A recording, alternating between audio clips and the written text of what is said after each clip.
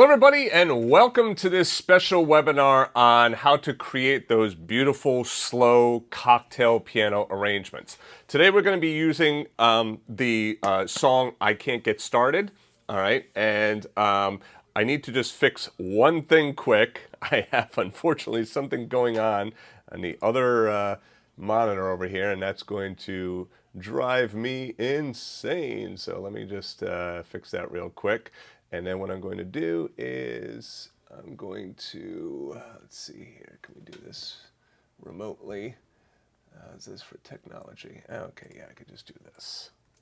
Okay, there we go. All right. Today we're going to be talking about the awesome Vernon Duke, George Gershwin tune, I Can't Get Started. Let me just play a little bit of what it is that we're going to be talking about. So.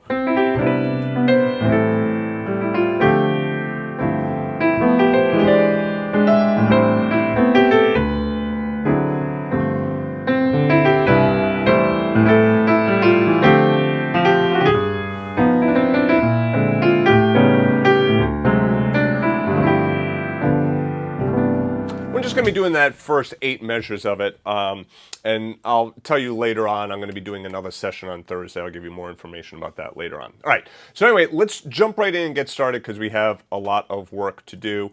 I will be saving some time at the end for any of your questions, so if you have questions, feel free to queue them up, and I will take a look at them when we get to the end of the session. All right, so first of all, the melody. So let's pull up the song here so you can see what it is that we're talking about. All right. So and all we really need to do is we're going to be talking about that first 8 measures. But for right now, let's just focus on this first 5 measures or so. The first thing you have to make sure that you do, and by the way, I'm going to kind of move a little bit fast through this. It should be in HD now. The last time there was a setting that was off. I don't know why it got changed, but it should be in HD. It is streaming out full quality, so if you have any hiccups, a message popped up when I put it on HD that viewers need a strong internet connection. So if there's any hiccups, that's likely what's going on. But it will be a replay as well, so you can check out the replay if there's any issues. Anyway, I'm going to be moving through quickly in this material. I've talked a lot about this stuff already in Standards by the Dozen. I don't want to bore any students that already know this material, but I also want to, I encourage you to think of this as like kind of a prequel to Thursday's session, and I'll talk more about Thursday's session later. All right, so anyway, the first thing you need to make sure that you really do, right, and have under your fingertips is the melody of the song, right? If you don't have the melody of the song, then everything below it is just gonna it's just going to fall apart, all right? So you got to make sure that you have the melody of the song.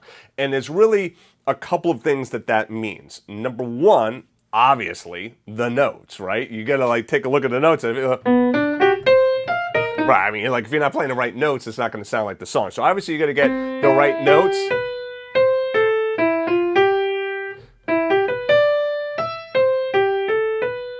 Right, and then so on and so forth. All right, so that's first thing, notes. Second thing is obviously the rhythm. Now, for those of you that know how to read music and are maybe coming from a classical background, you might even notice that, hey, wait a second, he's not playing that rhythm exactly as it's written there. No, I'm not. Normally, I don't, all right?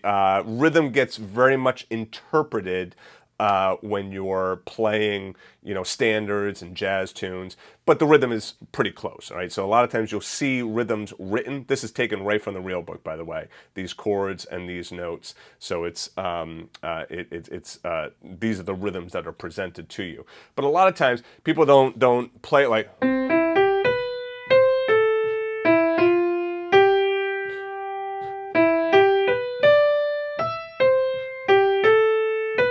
Right, that sounds really kind of hokey, doesn't it? So you kind of soften out those rhythms. But the point that I'm making is you got to make sure that you know the rhythm. If you're playing it like this,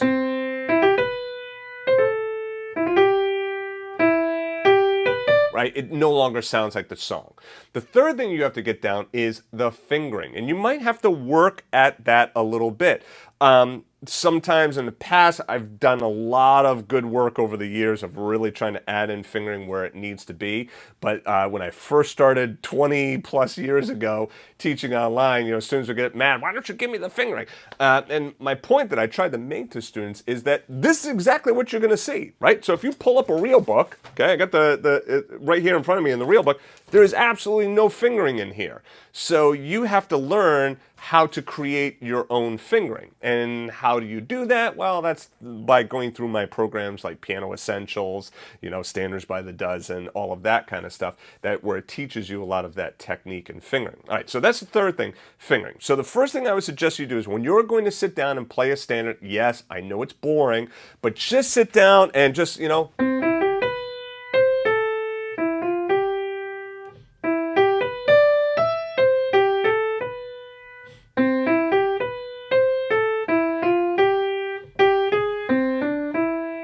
right? Just go sit down, play the melody. If you can memorize the melody, great. You don't have to memorize it though. There's nothing wrong if you have the music in front of you.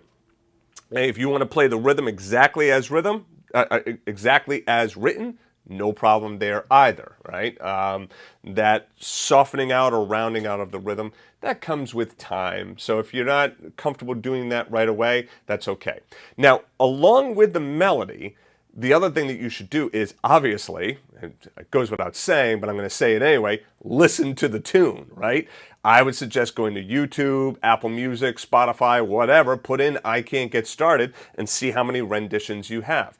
I normally suggest that students go to the greats. Listen to Ella Fitzgerald, listen to Frank Sinatra, listen to, the greats playing this, Bill Evans, Keith Jarrett, the great players. I wouldn't just listen to some hack like Willie Mayette playing it. Listen to the greats playing it and get that kind of exposure to the melody and the way that they phrase, the melody and interpret the melody. If you want, you could try and mimic that. I often, a lot of times, do not, but because that's just the way I roll. But if you want to mimic that, there's nothing wrong with that. But the point is, by listening to that melody and listening to the song, obviously it's going to get into your ears, you're going to have a better understanding of it. All right, so that's all pretty simple. That's the melody. Okay. In my Standards by the Dozen program, I have another step in which I say take the roots of the chords and play that underneath the melody.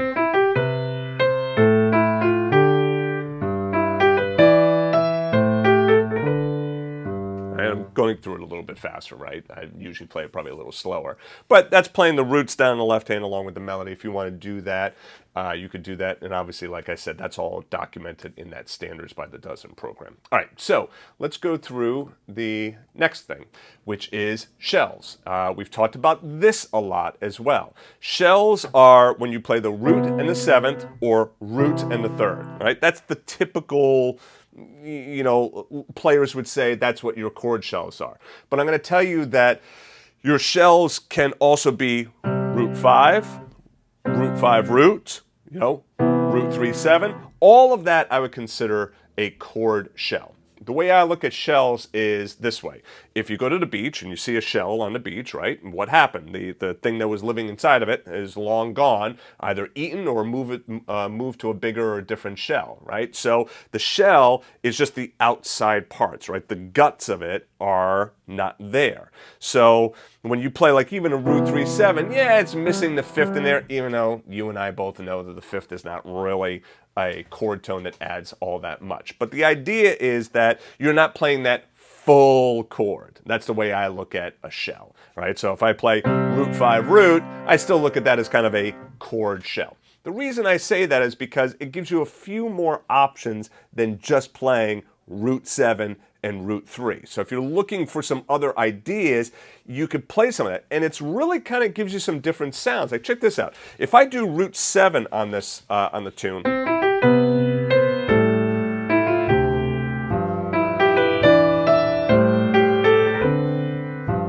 right? It gets that kind of sound. But now listen to what happens if I play root 5 root.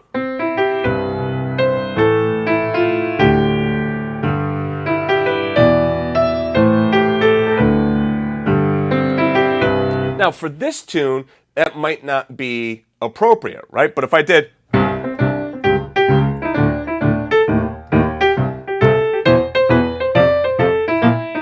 right? Maybe something like Ain't Misbehaving with a 4 to the floor down there in root 5 root, it sounds a little bit different, right? And it gives a little bit of a different punch to it, right? So that's some different ideas that you could play around with, either doing the root 3, the root 7, or any of those other shells. For right now, we're just going to focus on the root 3 and the root 7. Typically, I do not start with root 3 chord shells. Why? Because they sound too thin. It just sounds like a very sophomoric there. It's not a very sophisticated sound, is it? Does that mean I shouldn't go through and know all of my root 3 chord shells? Well, I think you already know the answer to that. Of course, you should go through and make sure that you know all of your root 3 chord shells, right? You're going to make sure you can get to these, bam, immediately, right, without having to think about them or thinking very little. Typically, I start with a root 7 chord shell. Now here, I'm going to move to the root 3 chord shell on the D minor, typically fingering 1 and 3, 1 and 2, something like that for my chord shells. I would normally never play like 2, 4, or 3, 5, something like that, because the chord shells, let's take a look at this. This is really important. C, A minor, right? So there's my root 7 for my A minor chord shell. When I go to my root 3 for my D minor, notice how my thumb can just slide right on down. See what I'm doing here with my thumb? Slides right on down, and it can play the 3rd of D minor. This is the benefit of switching between root 7 and root 3 chord shells, is that you can avoid a lot of motion, where otherwise I go root 7, and then I have to go pick up and go root 7. And every time I lift my hand off of the piano, that gives me opportunity for mistake. Okay? So, root 7, root 7, root 3, and now, obviously, if I'm on root 3 for D minor, where do you think I'm going to go for the G7? You already know that, right? I'm going to go down to the root 7, right? And then look at why. D minor, the root and the 3rd, see how the 3rd of D minor becomes the 7th of G7. Now, if you don't understand all of that, that's okay. You don't have to worry about fully understanding all of that. We got this whole music theory course that's Paul's doing at Jazzedge Academy, which is super exciting, and students are really digging it. And you can check out that course, that class, and then learn more about this stuff as well. Anyway, you don't have to fully understand every one of these concepts. Sometimes it's just do it, right? Do it, get the sound, and then you start to understand later, right? We kind of whip ourselves way too much, when it's like, oh, I don't understand it. And what ends up happening, and I've seen this time and time and time again with students, both online and private students, because don't forget, I was teaching for 20 years before I teaching 20 years privately before I moved online, is that students have such a desire to understand everything about what it is that they're doing that it actually slows down their learning. Sometimes you're just going to plow through, right? Just move right on through, play it, just do it, as Nike says, and then you can understand later. All right, so you got your root 7, your root 3 chord shells. That's the next step. You want to make sure that you can go through and you really understand how to play the melody in the right hand along with those shells in the left hand. Now, you could stop there. I've said this in my courses as well. I mean, take a listen.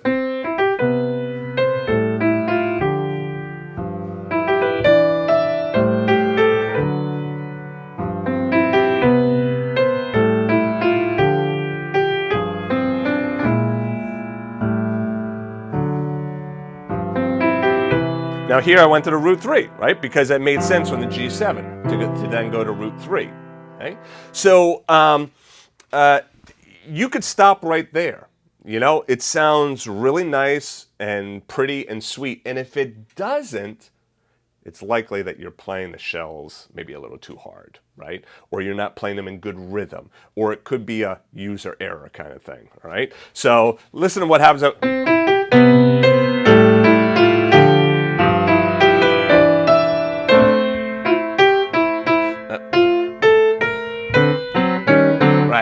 So there, it just doesn't sound good. So in order to make shells sound good, you really have to kind of master playing shells, right? Little side tangent for a second. Master, that word. Remember, I'm talking 80%. You're never going to get to 100% because guess what? Hate to break it to you.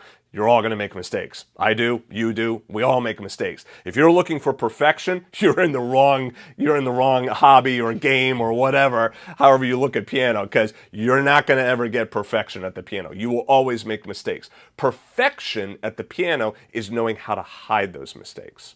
Okay, that's what the professionals do. But I mean, I listen to Keith Jarrett albums all the time, and I'll hear a little mistake here and there, but he keeps going. And the mistake becomes part of the humanity of the piece. So anyway, in order to really make those shells sound good, you're going to make sure that you're at least at 80% proficiency. What does 80% mean? It means that you can do it most of the time, right? So you got a pretty darn good handle on it. You might slip here and there, but you got a pretty good handle on it. All right, so we had melody and then shells. Now let's move on to the larger or quote split chords. Okay, do not think that the split chords thing is some kind of pedagogical curriculum nomenclature that everybody knows. I'm just simply saying we're going to take a larger chord and split it between the two hands. Okay, so don't think that that's a term that you need to know. All right, so let's take a look at that now. So if I have my C major 7th, right, root 7 down there, and I have my melody up there, well, I mean, playing one note in the right hand, right? Come on, we could do more than one note in the right hand, right? We could probably do more than one note in the left hand too, but for right now, we got 2 notes going on in the left hand. We should probably be at least doing 4 notes, right? And then what I say in my Standards by the Dozen program is if you're doing a root 7, then add the 3rd in the right hand. Now, when we talk about adding notes in the right hand, predominantly, and a good rule of thumb is just say always for right now. As you get to the level in which it's like you realize, oh, I can actually do that a little bit differently, you're going to be so much better that you'll know that, okay, I understand why Willie said that. All right, so predominantly, all of the notes are going to go below the melody. And like I said, you should just think, yeah, that's a rule. All of the notes go below the melody. So my melody note is a B, so that means if I'm going to add the 3rd of the chord, it's certainly not going to go up there. It's going to come down here, right? What finger do I play it with? Whatever finger you get available, right? So here I'm going to play it with my thumb. On the A minor, root 7, I put the 3rd underneath. Now here, on a D minor, root 3, well, what do I put underneath? Well, if on the root 7, I put the 3rd under the melody, on a root 3, I should put the 7 under the melody, right? So my 7th there, and then, now, let's talk this. This is a real cool spot because every student messes this kind of stuff up. Okay, right here, let's see if I can get that's what I'm looking for. Okay, so right here, on this G7, right, on that G7, the melody note is tied over. So I had D minor 7, right? And then a lot of times students think I should wait and then go like that, right? No. Instead, what I do is I hit the chord here and then pick up the melody afterwards. So check it out. Root 3 in the left hand for D minor, adding the 7th underneath. Hold down this melody up top here, the G. I'm going to hold it down, right? And then I'm going to play root 7, 3 of the G, and then, oops, A minor. Same thing right here on this next G7. Play the G7, then the melody. Okay, so what I'm saying is that, let's do this. Let's make this a little bit bigger.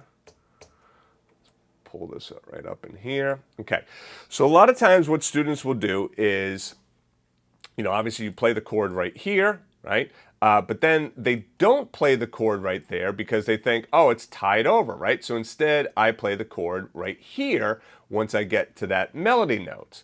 No. What you do instead is play the chord right here and then pick up that melody note with your next available finger. So I'm going to play D minor 7. I'm going to hold that melody down and I'm just going to, and then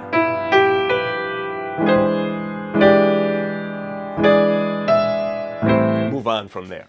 Okay? So, and if that doesn't fully make sense, don't worry about it. Okay, you don't, like I said, you don't have to understand every single concept. I'm going to be revamping. Well, I guess revamping is a bad word. I'm going to be doing a new iteration of Standards by the Dozen. I'll talk about that in a few minutes. All right, so now basically what is it that we're doing? We have our chord shells. Well, let's back it up for a second. We start with the melody, right? You got to get the melody down. Okay, check, I got the melody down. Next thing is chord shells in the left hand, either root 7 or root 3. Can I do all of those other variations? Sure, but make darn sure that you know root 7 and root 3. Start with that first, okay? Okay. I got that down. I got the root 7, root 3 along with the melody. Now the next step is add in one note underneath the melody. Hey, why not more than one note, Willie? Well, yeah, you can, but the problem is that students try biting off too much that they can chew right away, and then they try adding all this stuff, and it slows down the process, and then they get frustrated, and then they write in, I can't do this, and I quit, okay? I don't want to see you quit whether you're a student of mine or you're just rolling your own and doing it on your own, all right? I want to see you stick with this. So what you're looking for is what I like to consider quick wins. You want to be able to quickly spin up an arrangement without having to do a lot of deep dive on every single note and measure. So you got the shells in the left hand along with the melody in the right hand. Now you're just going to add in one note underneath, right? So I got my E for this C major 7. The A minor, I'll add in the C, right? Because I got my 7th down there, so let's do root 7, 3. Root 3, let me add in my 7th, and then go to root 7, 3 for G7. And on the E7, right, root 7, add the 3rd up there. Remember, the virtual keyboard shows all flats, right? So that would normally be a G sharp. And then here, if you wanted to play the melody as written, right? Right, so like if you want to do that, I don't play it like that. I play, right, now here on the G7, right, so you see how I'm holding that melody out up top there? Even though it doesn't say to hold the melody out, but why not, right? It creates that more smooth, fluid motion. Now right here, it might be difficult to see, but I'm just going to tell you what it is. This says G7 sus4. So what I could do is I could do a sus4 chord here and then resolve it. So that would be D7. So you see how I can resolve that?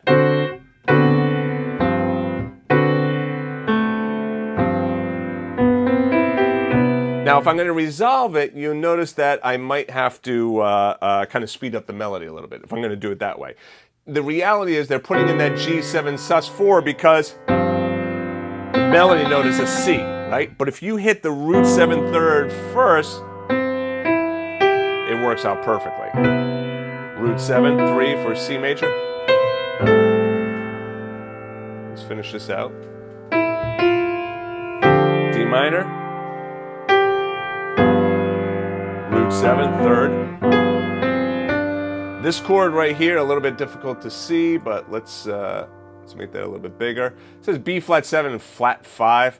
It's really, I would think of it as a sharp 11. Okay, root 7, 3rd, melody note. A7, and I can go down to D7.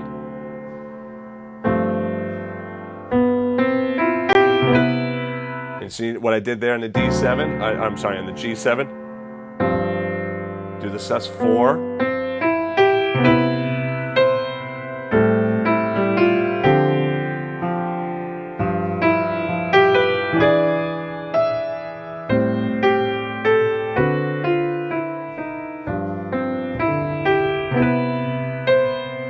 All right, so now you probably heard you're starting to do something a little bit different in there, Willie. You're starting to add in some other notes, right? So kind of fills. Now, a lot of times students say fills and, you know, it might be like that kind of stuff. But I like to think of fills as anything that is filling in the arrangement around those chord shells, okay? So, in other words, if we go through our steps again, right?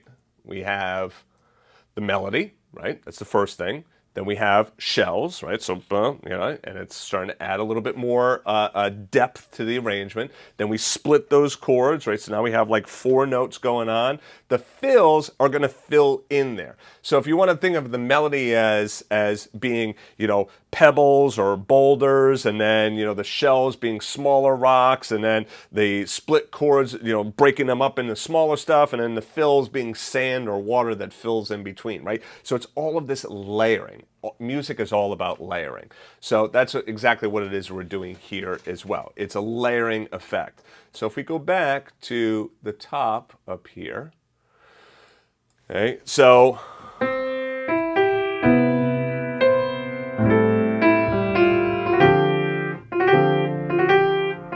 what I did there, get into the G or the D minor, and then, whoa, wait a second, I can't do the thumb over there. Just added it to the left hand.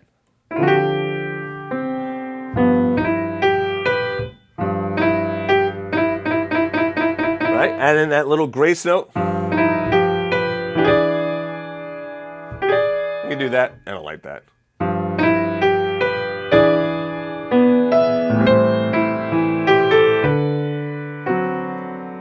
Now this I like. So see what I did down to D7?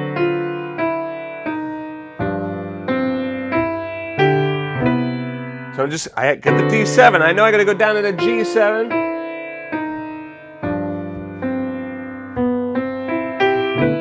It just creates that nice, like, inner voice motion there. And there's literally dozens and dozens of different things that I can do, and it's really just up to your imagination and practice, right? So if we let's just take this first part right here, because since there's so much that we can do on this.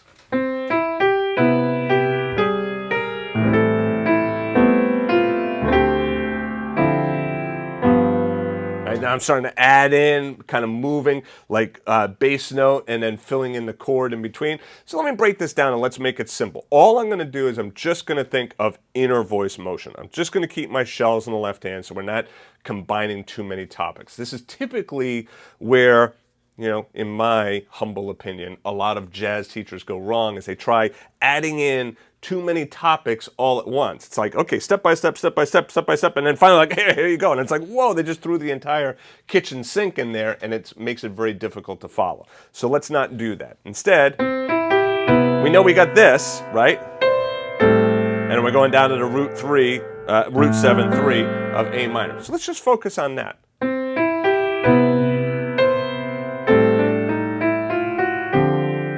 Okay, so I added it. And then rather than playing the 7th there with the thumb, I just played it with my left hand. So I created a little bit of inner voice motion right there.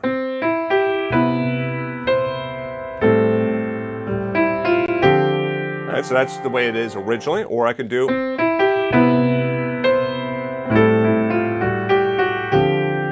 don't like that one as much.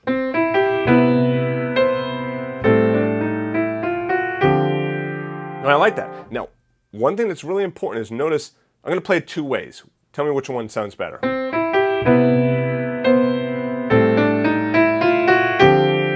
Okay. Or,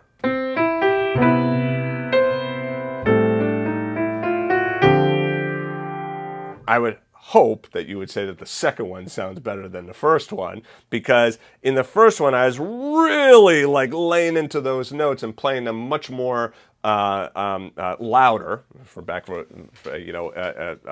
lack of a better word. I was playing them much louder than I should have played them, right? In my opinion. So these are things where it's like, it's up to you, right? If you like that sound and you want to really emphasize that motion in there and you want it to be that loud and that emphasized, okay, if that's the dynamic that you're looking for. But these are the questions that you will have to answer for yourself. Why? Because there's no right way of doing this. I could do it either way and simply say, that's what I wanted, right? In my opinion, though, and if you're looking for advice, I would say inner voice motion should be softer, right? It shouldn't be this really loud, unless you're really trying to do something.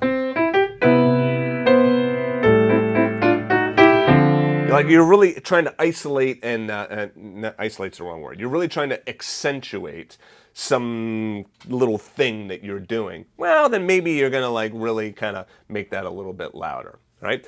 So the fills, this is where you can have a lot of fun with it, right? Because now it's very improvisational. To get started with the fills, I suggest try playing around with your little half steps, chromaticism around the melody. So like,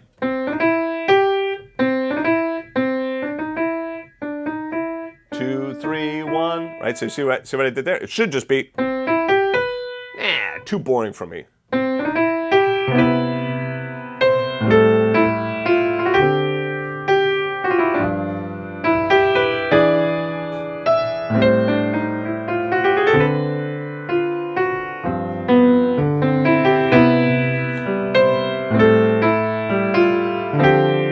So you just hear a little bit of like little doodahs, right? And, you know, these little chromaticisms, grace notes, stuff like that. But it doesn't take away from the beauty of the melody. And I gotta make sure that I tell you, less is more, right? When you start to do a lot of stuff in there, it just sounds too much, okay? So you might make sure you're not like...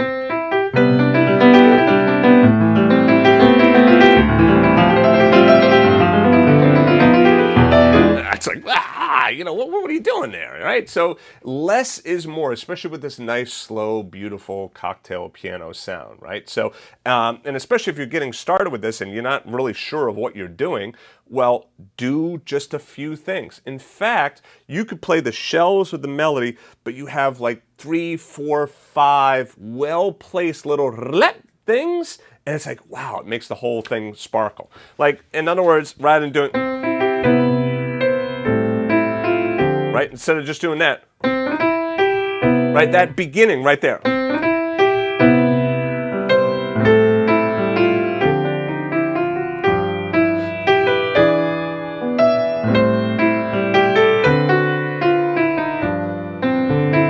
Right here, like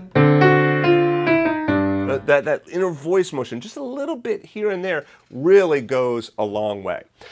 Now, something else that you can do is you could start to, when you're looking for, now this melody is a little bit easier because you don't have a lot of, you know, whole notes. But let's move down to this spot right here. This kind of stuff always is tricky for students, right? Because they're always like, what do I do when I have a whole note tied into a half note? I got 6 beats going on there, right? What the heck am I going to do with all of that space? All right, so let's do it from that line, the D minor.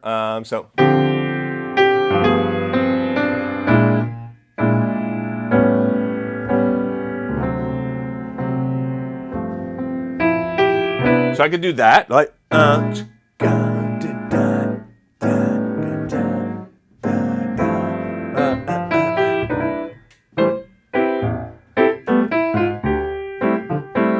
can move into a stride thing if I wanted to, but you can see I could add a little bit of rhythm to the chords. Okay, maybe that's a little bit too much right now. Let's dial it back, Willie, and go back to our shells and tell me what I can do with something simple. All right, so from the D minor.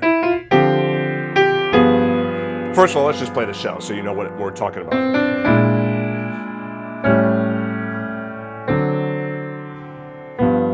Okay, let's just do that. All right, the first thing you could do is I could take exactly those same notes and listen to what I'm going to do now.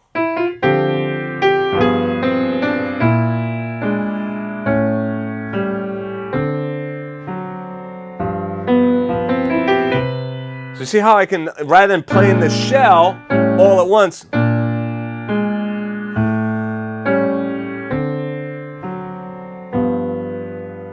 notice, see how all I'm doing is breaking up that chord shell. So it was this, to that, to that, to that, right?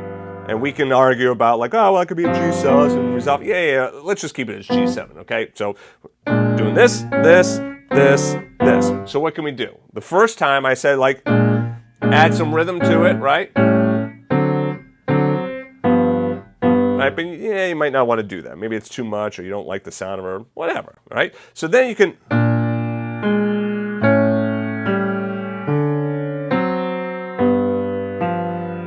Now that one I didn't like so much. I would do this. I did, right? I held that down, and that C sharp is not going to work well with a D, but it creates some tension that gets resolved, so maybe you like it.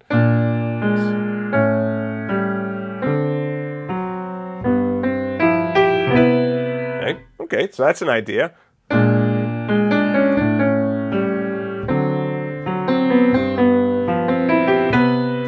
Okay.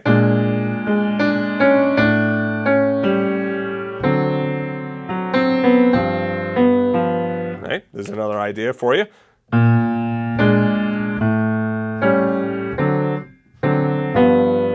Right, so you see how I could like do this, kind of like a pa, ba ba ba, ba boom ba ba ba. Right, so I could play around with that, but there's just a couple of examples right there of how you could take the same chord shells. It doesn't have to be this big, grandiose thing in order to be able to create some motion in your arrangement and get something that sounds pretty darn good. All right. Right, so that's fills, right? And we're just obviously, getting touching the tip of the iceberg on that. There's a lot more that we can do, but that gives you some ideas to kind of try and float around with. All right, so before I talk about the specials, let's talk about Thursday at 11 a.m. All right, so I know this was at 11:30. Thursday is going to be a half an hour earlier because I don't want to interfere with Paul's coaching on that day. Oh, and by the way, speaking of Paul's classes, he was supposed to have a transcription class today. He had a gig conflict, so it got moved to tomorrow. So just make sure, if you wanted to know that. All right, so this Thursday, I'm going to kind of expand upon these ideas, and we're going to dive a little bit deeper. And then this is where we'll start talking about things like...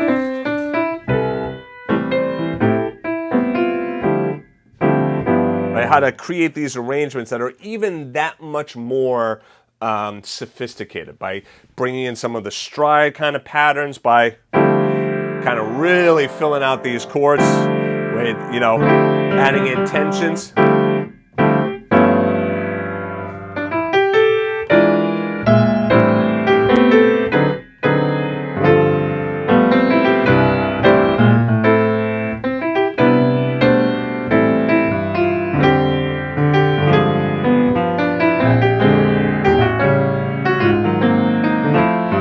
Problem with music. You start doing it and playing it, and I'm like, ooh, I like that. I just got to keep doing it. That's right, Willie. You're in the middle of a live session. You just can't be playing right now. All right, so anyway, on Thursday at 11 a.m. Eastern, I will be going through some of this more advanced stuff. If you want to join me for that, if you're on my email list, you're going to get an email about it. If you're not on my list, go to Jazzedge Academy, click at the top where it says free access or something like that. Register for free. All right, so you can get free access to Jazzedge Academy, and then also you would get onto my email list, or just subscribe to my YouTube channel, and you'll see the live notification, come on up. And then, by the way, if you're on YouTube and you don't mind liking the channel and subscribing, that would be awesome. All right, so now let's talk about some of the specials that are going on. I got 3 specials that are going on, and before I tell you what they are, let me explain what I'm going to be doing with Standards by the Dozen. I just sent out a survey. If you're on my email list and you get my emails, be sure to check your email about voting for the classes for this summer and what classes you'd be interested in for the fall. But then also there's a question in there: would you want to join me for my Standards by the Dozen? Reiteration, right? Or new iteration. Is reiteration a word? I don't know. I'll have to look that one up. All right. So Standards by the Dozen, the new iteration of Standards by the Dozen. I'm going to be changing it a little bit in that we're still going to take the same format, still nice and slow, step by step, but I'm going to be bringing in the Confident Improviser into the fold. All right. So if you're not familiar with the Confident Improviser, it's a collection of like 40 plus lessons right now that teaches you how to improvise literally from the ground up, right? Talking about rhythm, talking about different patterns, talking about how to create variations, going through different styles, through different meters. So it really is a great program if you're interested in improvisation, learning how to improvise, right? And I had incorporated the Confident Improviser into some of the standards, but it was kind of piecemeal. Now, the Confident Improviser, those lessons, all right, I'm going to be like kind of bringing them into the Standards by the Dozen. So it's going to kind of morph with this new Standards by the Dozen, all right? I may actually add a couple of Confident Improviser lessons by themselves as well to help supplement, but the idea is going to be that it's all going to be part of this new Standards by the Dozen program. Something important to note about the new Standards by the Dozen program is that it is going to be a class. That means that I am going to have some pre-recorded stuff that you will access on a specific day and time, right? So just like a live class, but I won't be there, right? And then we're going to also have live classes. The live classes, this is where you're going to be able to work with me directly, get my feedback on that particular tune, right? So it's unlike coaching where anybody can come in and just talk about any old thing. No, this is extremely focused. So if we're doing I Can't Get Started, you'd be like, okay, Susan, you want to go ahead and play I Can't Get Started? Or, hey, we got a video from Susan. Let's take a look at it. Let me give you my opinion. Okay, now I got a video from Jack, like from Bob, and then we're going to be very focused on just working on that one song. Now, if you're worried about level, don't worry. We're going to be starting it kind of, easy to intermediate. If you're an absolute beginner, like you've only been playing a couple of months, Standards by the Dozen is probably not going to be appropriate for you anyway. But if you really want to kind of get into it, there's a whole bunch of Standards by the Dozen lessons that you could take a look at before you jump into this new version of the program. So yeah, we'll be having some live, some recorded stuff, and then also live stuff. And what I'm going to do is I'm going to dole it out. So we're going to be working on one piece for several weeks. Okay, so I'll give you some recorded stuff. You'll work on it, and then we'll get together in a live session, and you're just going to show me what you've done up to that point. Then I'm going to give you another recorded thing. You're going to work on it. Then we're going to get together live. You're going to show me what you've done up to that point. Hey, do I have to join the live sessions? No, you do not. They will all be recorded, and there will be replays, so you'll be able to watch all of those replays. The most important thing to understand, I want to make sure that I'm extremely clear with this. Okay, the Jazzedge Academy site has undergone, changes over, like Jazzedge has undergone changes, and I know like some students love the changes, some students hate the changes. Can't please everybody all of the time. I've learned that a long time ago. So the way that the Academy is structured right now is you basically have 3 different options. Every option has lessons involved, right? So you could sign up monthly and get lessons, and then you could decide to add on, do I want classes, do I want coaching, or do I want the whole shebang, right? So basically there are 4 membership levels. Lessons only, lessons and classes, or lessons and coaching, or lessons, classes, and coaching. You'll notice that lessons are a part of everything, because honestly, if you don't have access to the lesson library, it doesn't make all that much sense, right? You need that lesson library or some type of lesson library to be able to go back and view and review. All right, so the new Standards by the Dozen program is going to be a class. So if you sign up and it's all you have is a lessons only membership, you will not be able to attend the new Standards by the Dozen classes, and you will not be able to view those classes, even the replays, because you have only a lessons only membership. Okay, so if you're interested in this new Standards by the Dozen, I would encourage you to upgrade your membership so that you can get access to the classes, or you could also utilize my new Academy credit system. I've come up with these different solutions to give everybody a fair financial chance, right? To make it so that it's financially feasible for just about every student out there to be able to access my material. With Academy credits, 1 credit gives you access to 1 lesson or 1 class for life, right? For instance, if I wanted to buy a credit, I could then access maybe my Ben's Blues lesson, right? And then that means I can get in, I can watch those videos on the site 24/7, for as long as I want. I can download all the sheet music, all the resources. Or let's say we have our Standards by the Dozen, right? Let's use Standards by the Dozen, this new class, as an example. There's going to be a recorded class. Okay, so that recorded class right there, I could use an Academy credit to be able to access that recorded class. And then there's going to be the live class in which I give feedback to students. You might say, I'm not really interested in that. I just want those recorded classes. Okay, you could use Academy credits for that.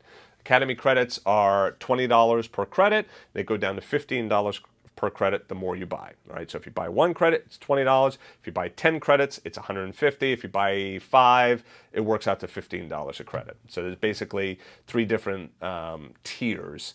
It really just depends. The more you buy, the more you save. Pretty simple math. All right, so the specials that I'm running right now, you needed to know about these Academy credits because these specials are giving you access to Academy credits. All right, so first of all of the specials that are going on, they are at this website, jazzedge.academy/sale. If you're on YouTube, if you just kind of scroll down, you can see there's 2 links there. There's the jazzedge.academy/sign-up. That's just your regular sign-up. Or the jazzedge.academy/sale. You can click on that link, and that will take you to the sale page. If you're on Facebook, joining me there, you should have this link there as well. But anyway, if you do not, you can just write this down, jazzedge.academy/sale. All right, so all of the sales, there are 3 different sales. All of them are non-recurring memberships, okay? It's a one-time payment, right? One-time payment, and it does not auto-renew. Why do I do this? Because I want to make sure that students have the opportunity to be able to get in and not worried about having to cancel a membership. It's just, here you go, you get in. Now, can you get a monthly recurring membership? Sure, absolutely. You could go to the sign-up page and you can get a recurring membership. In fact, it's right here. Oh, the free trial, that's where you register to get on my list and get free access, or sign up. If you click on sign up, that will take you to the sign up page and you can see all of the different sign up options. I'll show you this real quickly right here. You can click on this, which option should I choose? It gives you some good information about that. But basically, this is where you can buy your Academy credits. You click on this, it's going to fly out. You click over here, you could choose how many credits you want to buy or get out of this. Or you could sign up for a membership, click on that, and you pay attention up here. That's monthly. If you click on this little button, it goes over to 1 year. You might have difficulty reading these numbers. I'll read it off to you real quick. It's $39 a month for lesson access. You have to purchase lesson access, all right? You can't uncheck this, all right? There's no unchecking this. But then if you want to add on coaching, it's another $30 a month. Great deal. The coaching is going to be 4 sessions per month with Paul. So for $30 to have it access every single week to a live teacher, that's pretty darn good. And if you want to add on classes, that's another $30 a month, right? But you see how you can kind of play around with this, and the pricing changes. And on this page too, you can see your Academy credits again, right? And then you have the option for yearly as well. The thing to note is that this says 1 year. It says 1 year because the yearly memberships do not auto-renew, all right? So the yearly memberships just bill once, and at the end of the year, then it's up to you if you want to, sign up again or not. What you'll notice too, and I've been saying this a lot, so forgive me if you've heard this before, is that I don't change the pricing now. All right, so the only thing I'm doing is like the special right now gives you access to some Academy credits. Right, so if you get access to 1 Academy credit, well, you already see the numbers. It's $20. You will never see 1 Academy credit go down to $9.95. So if you're thinking, oh, I'm going to wait till Black Friday, I'm out of that game. All right, so I'm not doing it anymore. I'm tired of all of that. Let's race to the bottom. If you know my material, I mean, hopefully, if you've just watched this webinar, you see I just gave you a lot of material absolutely for free, right? And there's a lot of good material. So if you know my material, you know how good it is, and you should already know the value of it, and you should already be able to see, geez, $39 a month to be able to access all of your lessons. Yeah, that's a darn good deal, right? But if that doesn't work for you, I've created these other options, right? Like the Academy credits. All right, so sale timer, pay attention to that time. So the three options, there's a jazz piano lessons, which I'll get to in a second, but the two Academy options is 1 year of lessons. The price is still the $351, right? There's no change there. There's nothing different. The big thing is you get 3 free Academy credits. Well, you can do the math. I don't discount the Academy credits, so they're $20 a piece. That's a $60 value. I need to add that to this page, which I will. So it's a $60 value right there for 1 year of lessons. So click there, and you can sign up for 1 year of lessons. Again, it does not auto-renew. Or the 90 days of lessons. This is a great deal as well. 90 days does not auto-renew, okay? And it also gives you 1 free Academy credit. So that's a $20 value right there. So if you were interested in the standards by the dozen, notice these are not class level, all right? So these do not have access to the classes. These right here are only accessing the lessons. Sorry, my phone is going off over there. I don't know if you can hear it or not, but it'll stop in a second. So this only accesses the lessons. It does not access classes or coaching, right? But with the Academy credits, you can use those Academy credits for classes. You can't use the Academy credits for coaching. Just take a look at the FAQs and the Academy credit page and it'll explain why. All right, so that's the 2 Jazzedge Academy specials.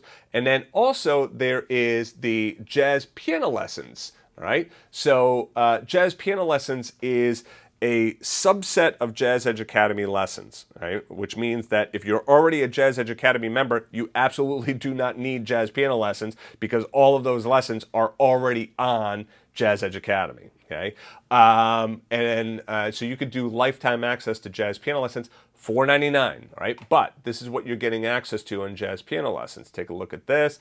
You can see that you're getting access to 5 of my popular programs: the Piano Essentials, Chord Essentials, Standards by the Dozen, the Confident Improviser, and Piano Accompaniment Essentials. Hey, Willie, does that mean that I get access to all of the Standards by the Dozen and all of the Confident Improviser? No, it does not, right? If you click over here where it says View the Site, you can view the site and you can see how much of the Confident Improviser you get up to exercise 25, and you're getting the first 8 Standards by the Dozen.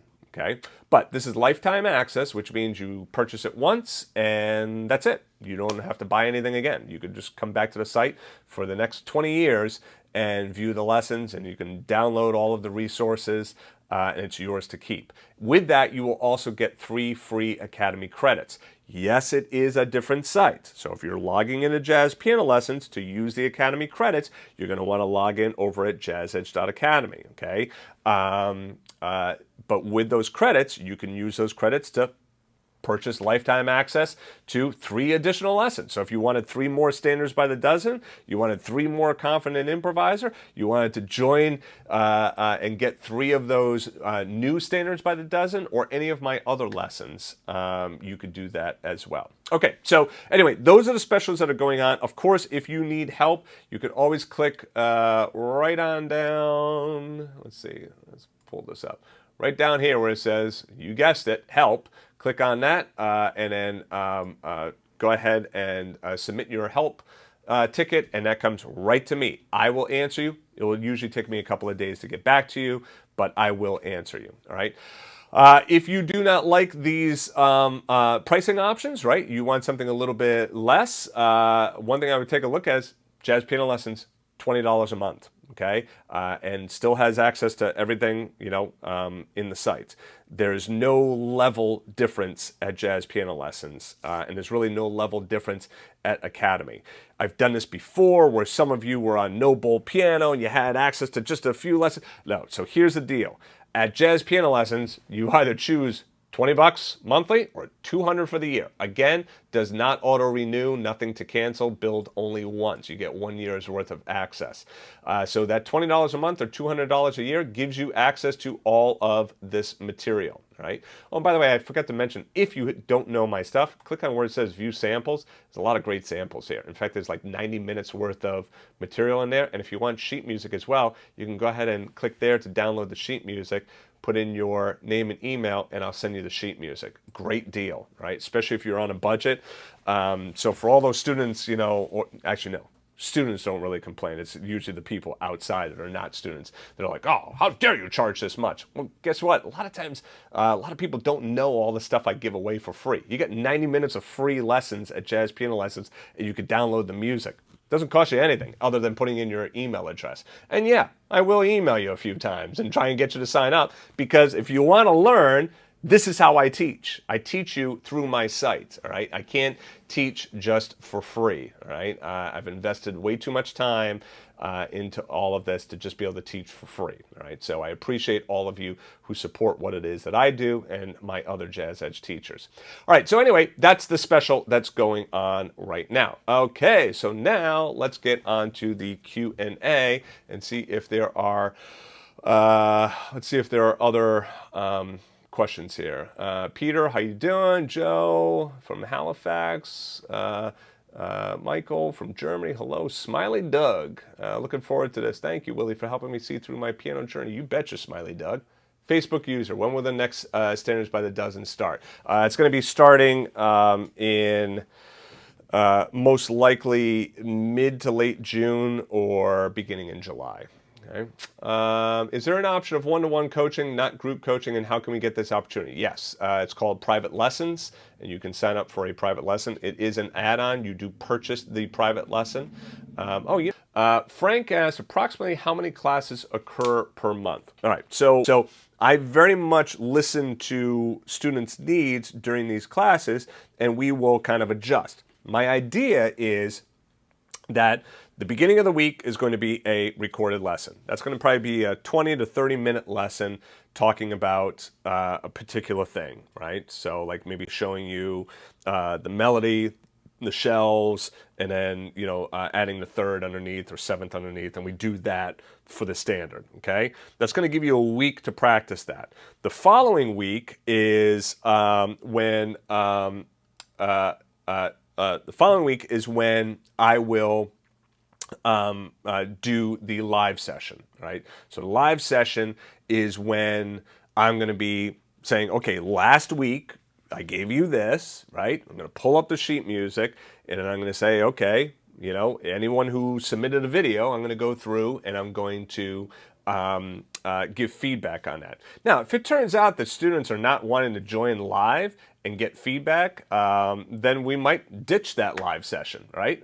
This all goes on participation, right? What I would like to do is at the end of a block of time, I don't know how long that's going to be, maybe 2 months, 3 months, we do a mini recital in which the songs that we worked on, everybody can submit their videos and we can kind of go through a mini recital live and listen to everyone's rendition of these standards. Throughout that, there's going to be the improvisation, the confident improviser part. I will tell you, if you're not interested in improvisation, I will say this in the videos as well, you do not have to worry about the improvisation, right? You can just simply skip over that if you want to, but it will be there as an option for those of you that are interested in the improvisation.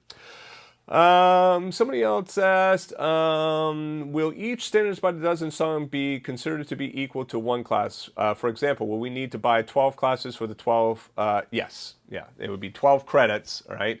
And something to remember too is that some of these lessons are really long. Like some of the Standards by the Dozen are like upwards of like 2 hours long for a $20 credit. Yeah. Pretty darn good deal, right? These other ones, like I said, they're going to be 20 to 30 minutes long, but still $20 for a 20-minute video of good quality, high def quality, right, is a great deal as well, right? Because you can watch this over and over and over again until your heart's content, until you learn every single note, right? And then again, if that doesn't work for your budget, go to Jazz Piano Lessons. You can sign up for $20 a month and then have access to all of that material, right? So I've now solidified my sites and my pricing so that really it is something for everybody pretty much at every budget level. Okay. Like I was referring to a student that purchased full access to the program, lessons, classes, and coaching. All right. Okay. All right. So if you purchase full access to the program, right now there are 8 coaching sessions. So let's start coaching, and then we'll work our way down. All right. Well, actually, let's start at the base. First of all of the lessons, all of the memberships include a lessons access. That means that you have access to all of the lessons on the site. There are over 1,000 lessons on the site, and I will tell you that equals over 1,000 hours of content. I encourage you to take a look at all of my competitors, right, which I don't consider competitors because I do something kind of a little bit different than other people. But take a look at the competitors and how much information, how many hours of content they have on their sites. A lot of times it's like 40 to 250. That's what I've seen. So you have access to 1,000+ hours of content with just the lessons access. Then you add on classes. Right now, in the classes, well, I'm not going to bother to load it up, but you have music theory with Paul, you got jazz piano with Nina, you got a pop rock class with Paul. Actually, let me go back. Music theory happens every week. Jazz piano with Nina is every other week. Pop rock with Paul is every other week. You got a rhythm class with Mike that happens once a month. A vocal class with Anna that happens once a month. There's a transcription class that was going on every week. There's a jazz history class that was going on every week. If you go back to Jazzedge Academy, you could see the full class schedule as well, right? So you don't have to be a Academy member. If I just click on classes right here, it's going to load up all of my classes, and I can see every one of the classes that are going on. I know it's blurry and small. May 22nd, 24th, 26, 26, 29, right? 30, 31, June 1st. So that should give you a pretty good idea of how often these classes are going on, right? Now let's talk coaching. Coaching was happening every other week, right? Or I'm sorry, twice a week. So you see May 23rd, May 25th, May 30th, June 1st, June 6th, June 8th. You got a lot of these different coaching sessions going on. That's going to change starting in June, right? That's going to be moving down to just 4 coaching sessions per month. The reason that there were so many coaching sessions is because it used to be Academy level and Premier level. We've done away with those different membership levels. There's no longer an Academy level or a Premier level. Yes, I know some of you are at a Premier level and have that membership or have an Academy level. You will still get your coaching. You're just getting 4 coaching sessions per month. I keep saying per week. Right? So you get 4 coaching sessions per month. That should be more than enough, right? That means that every single week you can come in and get feedback on your playing and get ideas of what to practice and all of that. So it should be more than enough to be able to keep you on track having coaching every single week, right? So that's the lessons, classes, and coaching. That whole thing is what used to be the Premier membership. Thank you all very much for joining me. I appreciate you hanging with me on this, and I will see all of you on Thursday. And if not, maybe I'll see you on the site. And if not, all the best to you. All right, take care, guys.